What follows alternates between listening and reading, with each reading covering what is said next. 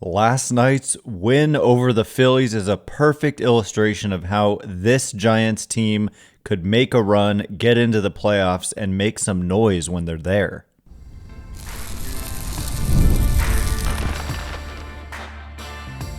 You are Locked On Giants, your daily San Francisco Giants podcast. Part of the Locked On Podcast Network, your team every day.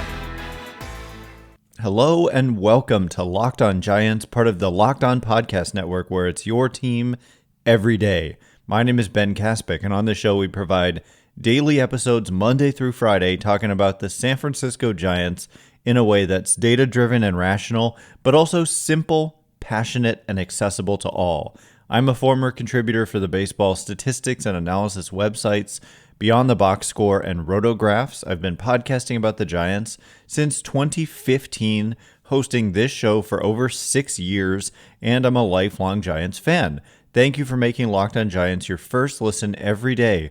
We're free and available wherever you get your podcast, including YouTube, so check us out there if you have not already. And please don't forget to hit that subscribe button wherever it is that you're following the show.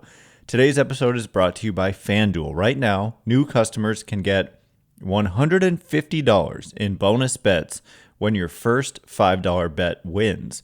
And coming up on today's show, speaking of wins, the Giants showed us last night against a very good Phillies team and against a very good pitcher how they are very capable of going on a run, getting into the playoffs, and making some noise. So we're going to look at that, look at the standings of where they are and how they've rallied back.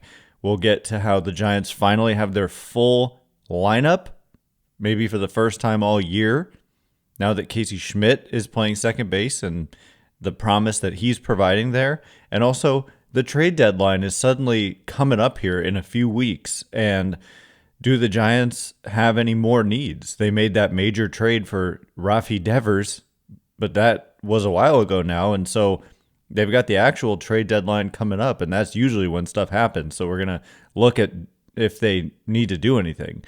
But the win last night over the Phillies was the Giants' fifth win in 6 games after losing 4 out of 5 and actually losing 7 out of 8, 4 out of 5 to start the road trip, but then 3 straight losses to the Marlins at home prior to that. They've rallied back to win the last 2 in Arizona to split that series on the road. They won the series as they should against the Sacramento A's, and then winning game 1 of the series against the Phillies with Christopher Sanchez, a very good pitcher, on the mound for Philadelphia. And it's not like the Giants lit him up. Far from it. Sanchez went 7 innings and allowed 1 run. He walked a batter for the first time in like 5 starts, and he struck out 8, and his changeup was absolutely filthy. So that he was as advertised, and the Giants still won the game. That's what's so impressive and perhaps illustrates best how this team can win. And what they need to do is pitch well themselves and then just scratch across runs. And that's what they did. They got a run against Sanchez, and then they got 2 earned runs against Orion Kerkering, quite a baseball name there, late in the game in the bottom of the 8th. 2 hit batters. Giants continue to get hit by pitches. I thought it was kind of funny. Giants went 0 for 9 with runners in scoring position. Just goes to show you that statistic doesn't always reflect the ability to score runs. Sometimes, whether it's a home run or whether they didn't hit any home runs, it's kind of hard to go 0 for 9 with runners in scoring position, not hit any home runs, and score 3 times. But the Giants were able to do it with some situational baseball. And it's not like that's how they've won all year, but they've won in different ways. And that's the mark of a good team as well. But Landon Roupp, who's not even one of the Giants' best 2 starters, but probably their third best starter. I mean, not even probably, definitely their third best starter right now. But you've got, just imagine, not to take anything away from Landon Roupp, but if this was a playoff series, you could have Christopher Sanchez would probably go second behind. Well, they also have Ranger Suarez. Phillies are good. They've got a good rotation with Zach Wheeler as well, having an excellent season. So this team would be tough to face, no doubt about it. But if you pitch like Landon Roupp did, 5 innings, 1 run, they got his pitch count up to 100 in 5 innings, but still just 4 hits, 1 run, 2 walks, only 3 strikeouts. So some of the peripheral numbers for Roupp are not like super strong, and maybe there's some regression in his future.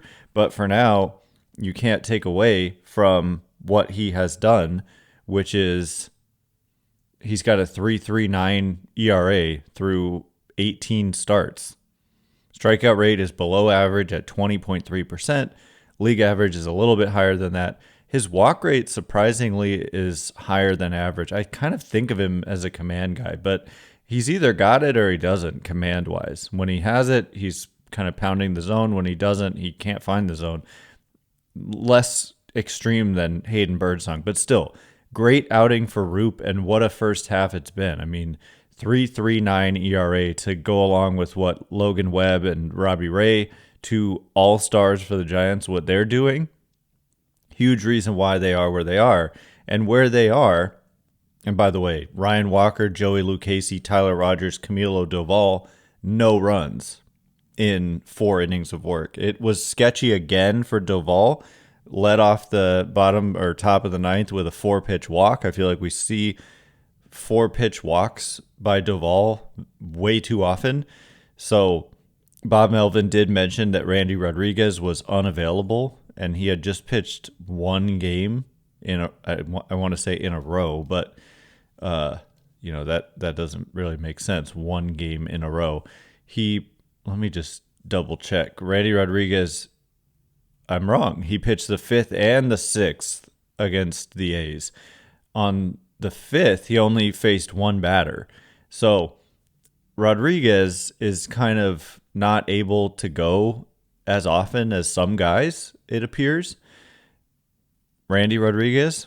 But, to me, that's one thing that you look up and you're like, well, the Giants have had 9th inning stress all season, despite having the best bullpen ERA in the majors. So at some point, do you put your best reliever in the closer's role? And I think you should. I think that Randy Rodriguez would be a shutdown closer, but they're rolling with Doval, and it's just like speaking of rolling, like it's a roller coaster every time Doval goes out there, and it definitely makes me nervous when he goes out there. Walk rate is 12.1% for Doval, and that's just really high. The walk rate for Randy Rodriguez, just by comparison, is 5.5%, less than half that of Doval. And Randy Rodriguez's strikeout rate is 37%, 37.2%, and for Doval, it's 23%. So those 2 things alone tell a story. A big story. And the expected ERA for Doval is 3.75. So I just want to say, these close, important games, you can't be losing them. And so, I don't know. I get nervous when Doval pitches, that's for sure. And I'm sure you do too. So in the standings, the Giants have had quite a comeback in these last 6 games when they won 5 of them. So it was their worst stretch of the season. They were losing games to the Marlins and the White Sox. They went 1-5 in their series against the Marlins and the White Sox. And then they lose 2 straight to Arizona. But after rallying back, Giants are now in sole possession of the 3rd wild card spot in the National League at 50-42. The Padres are a game back of the Giants. The Cardinals are a game and a half back. The Reds are 3.5 back. The Diamondbacks are 4.5 back. And then beyond that, it's 7.5 or more. So ideally, you're not the 3rd wild card team. But at this point, I think Giants fans would take a playoff series and making the postseason, even if the Giants were the road team, and that would be a best of 3 series. So coming up in just a minute, we'll look more at their position in the standings, playoff odds, and also how they finally have a full strength lineup, but do they have more needs? All of that coming up in just a minute. And before we get into it,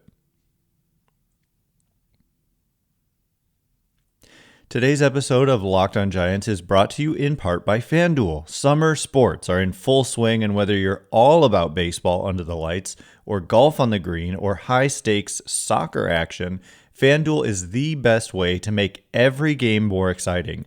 You've already been following the action, so why not make it even more thrilling? With FanDuel, you can get in on the game while your friends are getting sunburned at the beach.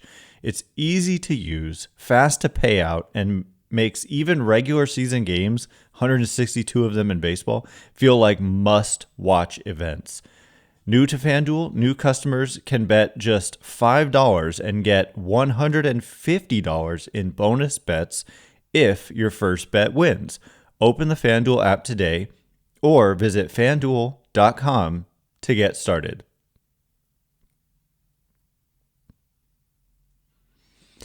All right, here we go. We are going to get into the playoff odds for the Giants, their position in the standings. How about the National League West? The Dodgers have been floundering lately. We'll get into that. And also, do the Giants have needs for the trade deadline now that their full lineup is out there? Is it a full lineup that they want to roll with the rest of the season? Where are the places they could upgrade? Etc., etc.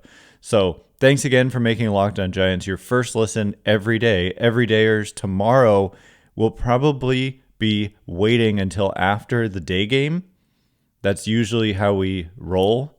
So tonight it is Robbie Ray against Taijuan Walker. And then in the finale of the series, Giants will either be going for a sweep or looking to win the series. In the finale, and sfgiants.com has made it way harder to see probable pitchers. Oh, it's going to be Justin Verlander with his last opportunity to win a game in the first prior to the All-Star break. Just a historic drought of winlessness for Verlander, which is ironic because he's the only guy who cares. He's the only guy who we should care about their win-loss record, and he can't win a game. So that'll be the finale against Jesus Luzardo, a lefty, on Wednesday afternoon. So continuing on to look at the standings, the Giants, like I said, are 50-42, and they're just 1.5 back of the Brewers for the second wild card spot and 2.5 back of the Mets for the first wild card spot. And the first wild card team gets to host the wild card round. Playoff format is different now than it's been. Giants have not made the playoffs under this new format.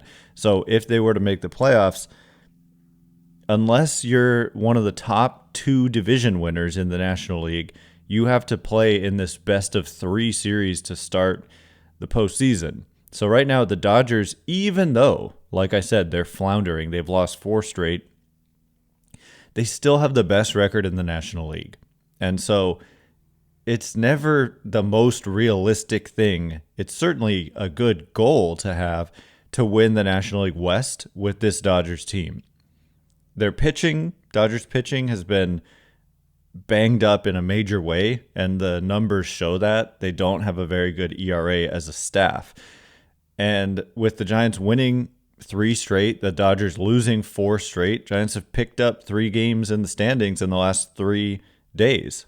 And so now they're suddenly just 6 back in the National League West. So of course they should continue to push for that division title, try to be one of the best 2 teams, try to win the division and be one of the best 2 division winners. But is that likely? No, it's not. And so otherwise, even if you win the division, you're not guaranteed to get to skip that wild card round. The division winner of the 3 in each league with the worst record still has to play in that wild card round. They just get to host it. But so does the top wild card team. So it's not like the end of the world to be a wild card team. And the Giants are 2.5 back of the Mets for that top wild card spot, which would be the one wild card spot that gets to host a series. And the Giants are 26-17 at home. They're also 24-18 against teams that are 500 or better. So that's 6 games over 500 against teams that are 500 or better. And that means they're only 2 games over 500 against teams that are below 500. So they've kind of this year played to their opponent's skill level. Like they've been tough on teams like the Phillies. They were tough on the Cubs.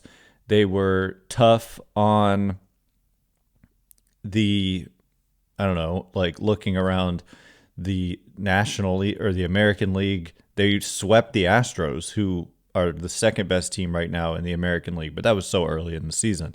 But, they got swept by the Marlins, and they lost 2 out of 3 to the White Sox. So there's stuff like that. I don't really buy into the narrative that they're doing that like because they're not focused or something. I just think they've been playing well when they've played good teams, and they had some of their worst stretches when they've been playing bad teams, and that's just how it's gone. But it's not really predictive, I don't think. But it does tell me they're capable of playing well against good teams like the Phillies. That's what I'm saying. Like a game like last night, if you make the playoffs, you're very likely playing a 3-game series. And so this team is capable of winning a series. Like any team, the White Sox are capable of winning a series against a playoff contender type team like the Giants even. And so, yeah, that's kind of my point, is that, in a short series especially, it's kind of just anybody can win. But also when you have Logan Webb and you have Robbie Ray and you have Landon Roupp pitching the way he pitched last night, and a lineup that can just scratch and claw a little bit like we saw last night, they could be dangerous. And FanGraphs has them back over 50% playoff odds at 50.6%. And that's the official FanGraphs prediction or probability. And FanGraphs also hosts these other projection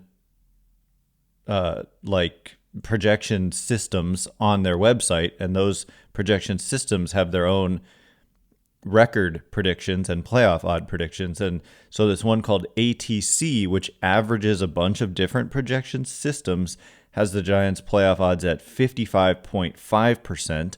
This one called the Bat X, which uses a lot of StatCast data in its projection system, has the Giants with 62% playoff odds.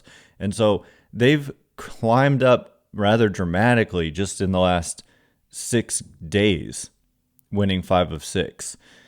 They were down at like 25 to 45% low to high, like just about a week ago. And now they're like 50 to 60 something percent. So it can turn around quick, and it could go the other direction quick. And that's why this homestand is also very important, playing 2 of the best teams in the National League with the Phillies and the Dodgers. So it was a big way to start it off with a win last night, and hopefully they can keep it going, because like I said yesterday, it's a homestand that could sink you if you lose like 5 out of 6 or something on this homestand. But winning in game 1, a good sign, and hopefully they can keep it going. One of the main things they have going for them is, first of all, they haven't lost since Matt Chapman came back in the second game in Sacramento. Matt Chapman is just so important to the lineup and the defense, and his presence in the lineup, just as others have said, it lengthens out the lineup significantly when it's like Chapman right in the heart of the order versus, like, no offense, but Brett Wisely at the bottom, to go along with other hitters who have struggled, like Patrick Bailey, and Tyler Fitzgerald was out there. But suddenly Casey Schmitt also comes back. And as we predicted on this show, the corresponding move was to option Tyler Fitzgerald. Very quietly, perhaps, Brett Wisely is swinging the bat very well lately, and has played some good defense. And so it's primarily going to be Casey Schmitt out there. I don't think it's a platoon situation, which would mean Wisely would play more than Schmitt. And Schmitt immediately showed up, like he immediately stepped in and just looked like his former self, like before going on the injured list, just having patient at bats. He didn't strike out. He was the only Giants starter who did not strike out in this game. And he also drew the only walk in this game. So that's how much Casey Schmitt has matured as a hitter. Like in his first season in the majors, he swung at everything. And it took him forever to draw a walk, I think. He just like did not walk. And suddenly, not only is he more patient, like the takes that he has on pitches that are out of the zone are just so, I call him like soft. He's not jumpy at all. Like he sees the ball out of the hand, even not all the time, but like pitches down with spin, like breaking balls down. He's just kind of, he just recognizes, the pitch recognition is just so much better. And he sees it out of the hand as a ball, even though it kind of, to the eye, can look like a strike because it starts in the zone and then falls off a table and drops down into the dirt. A lot of hitters swing at those types of pitches. Aggressive hitters swing often at those pitches, but Schmitt has become far more selective, and he goes 1 for 3 with a walk, drives in a run by putting the ball in play in a big situation. Giants did that a couple times, just putting the ball in play. I have to say, I do have a gripe with the just put the ball in play narrative. Sometimes a strikeout, looking back on it, is worse than having put the ball in play. So just think about it. Like bases loaded, 1 out. Just put the ball in play, they'll say. But then if you hit into a double play, they never say, never mind, you should have struck out. Or bases loaded, no outs, kind of a better example. Well, sometimes you'll take if the out is at home, you don't want that double play. But double plays are worse than strikeouts. And so we don't always want to put the ball in play if it results in a double play. I get the point. I understand. But let's not forget that double plays stink. And with 1 out in particular, it'll end the inning. And you'd say, man, I wish he struck out if you could go back and take away the double play. But anyway, the Giants had some good fortune, like some balls that were not hit hard enough for the fielders to throw home, not hit hard enough to get a double play.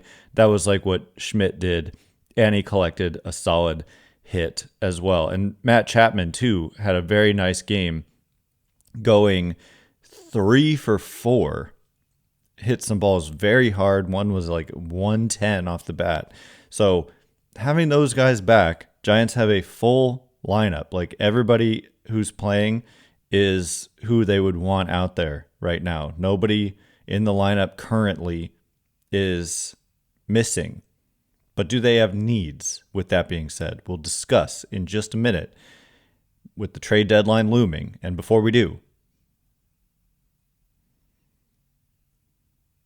today's episode of Locked On Giants is brought to you in part by Open Phone. If you're running a business, you know that every missed call is money left on the table.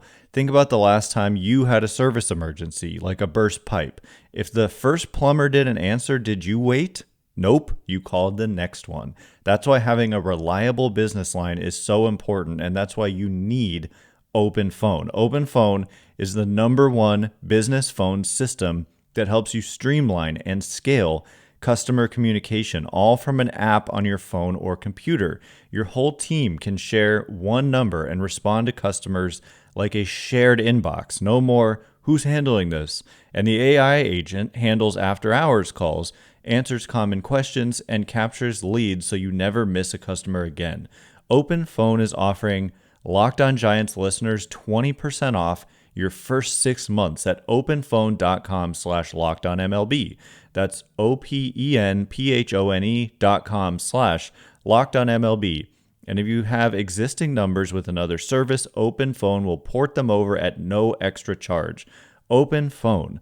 No missed calls, no missed customers. All right, here we go. Do the Giants have needs. At the trade deadline, they made a huge splash for Rafi Devers, even though we're kind of still waiting for him to really get the bat going. But there's still time. That's kind of the beauty of making that move, is that now it's July 8th. The trade deadline is, I believe it's the 31st of July. I feel like it used to always be the 31st, and then we started seeing it creep on to like August 1st and sometimes the 30th of July. I'll double check on that, but that's just over 3 weeks away. That would be 3 weeks from Thursday. And so it's coming up fast, especially with the All-Star break happening. That just, we all kind of go into hibernation mode for like 4 days in a baseball sense. And that's coming up a week from now. I mean, next week is pretty much no baseball from Sunday to Friday, and no Giants games, I should say. But anyway, they have their full starting squad. You could argue that they're missing some bench players in terms of Christian Koss and Gerard Encarnacion and even Tom Murphy, who like nobody even thinks about because he's been injured essentially the whole time he's been a member of the Giants. But Mike Yastrzemski, Elliot Ramos, Rafi Devers, Matt Chapman, Jung-Hoo Lee, Willie Adames, Casey Schmitt, Wilmer Flores, Dominic Smith, Patrick Bailey, Luis Matos, Brett Wisely, Andrew Kisner. There's your position player roster. And so if there's anywhere to upgrade there, as I scour through it, I think you could definitely afford still to upgrade at first base. And we've been told Rafi Devers is potentially going to play some first, but we have yet to see it because I don't know if they just don't think he's up to the task in terms of skill level defensively at this point, or if it has something to do with what they mentioned, which was that he's dealing with groin tightness and he also has some back tightness. And that could be affecting the fact that he's not really been a super impact hitter yet, even though he's been solid and overall above average offensively with the Giants. He hasn't been the impact hitter that the Giants definitely hope and expect that he'll be over the next 8.5 years.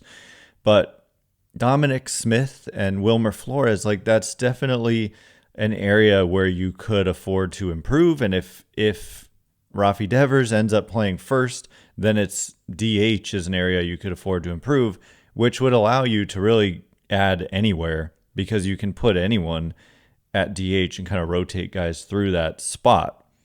And I think even if Devers was playing first, he'd probably need some days off and play DH.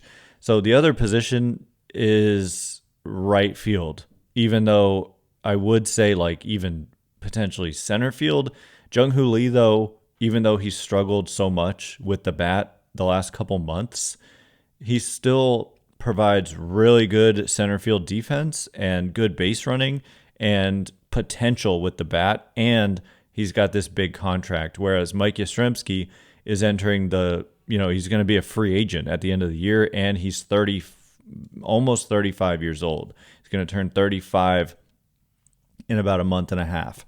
And so it's time to start thinking about the future at that position. So maybe they have guys they're planning to target in free agency, but also if you add a good outfielder and suddenly Mike Yastrzemski is kind of coming off the bench or something like that, that's one of the things that when I look at, they could afford to improve their bench. When you're looking at Luis Matos and Dom Smith / Wilmer Flores / Brett Wisely, like I want to give opportunities to young players, but at the same time, I mean, they are giving an opportunity to Casey Schmitt right now, and that's pretty much it when it comes to like new young players. Elliot Ramos has fully established himself as like the left fielder long term, I think, after his breakout last year and just continuing to be good with the bat this year.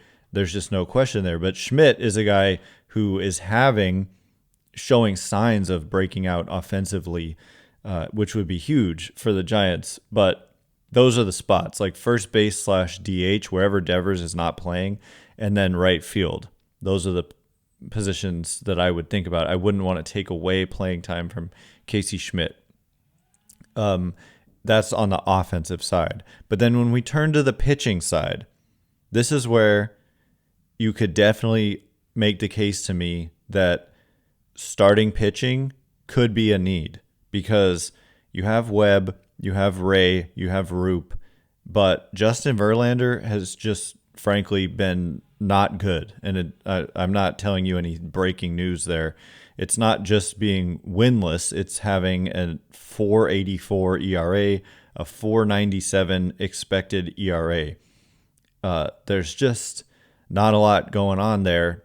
And as I've said, they're kind of stuck with him unless they trade him and he's got a full no trade clause, or move him to the bullpen and he's never pitched an inning in the bullpen in his career, and I don't think they would do that to him, or DFA him, which I don't think they would do to him out of respect. I think that's going to be the way this front office operates, for better or worse.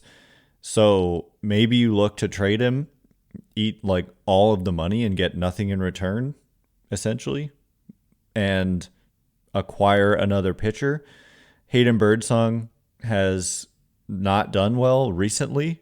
And then beyond that, you're looking to the minor leagues where you do have some guys. You've got most notably Carson Wisenhunt, who's going to represent the Giants in the futures game that is coming up. And he has been pretty solid for AAA Sacramento. The numbers don't look great, but you have to keep in mind it's a very offensive environment. Strikeout rate is down significantly from last year. Not exactly sure what's going on there. It was 28.4% in AAA last year, and it's just 20.9% in AAA this year. Both pretty large samples, around 100 innings. So a significant drop in strikeout rate, and I'm not exactly sure why. So the bullpen, I think, is solid. You could always afford to add a guy if it makes sense for you. Maybe a lefty with Eric Miller out, potentially for a while, with an elbow sprain, which is never what you want to hear. So perhaps a left-handed reliever, but starting pitching, maybe like a solid veteran starting pitcher who you can rely on. I don't know. That's just, you're putting a lot of pressure on your young arms. And also, you've got Justin Verlander. I've called it pretty much all year that you've got a Justin Verlander problem on your hands, in my opinion.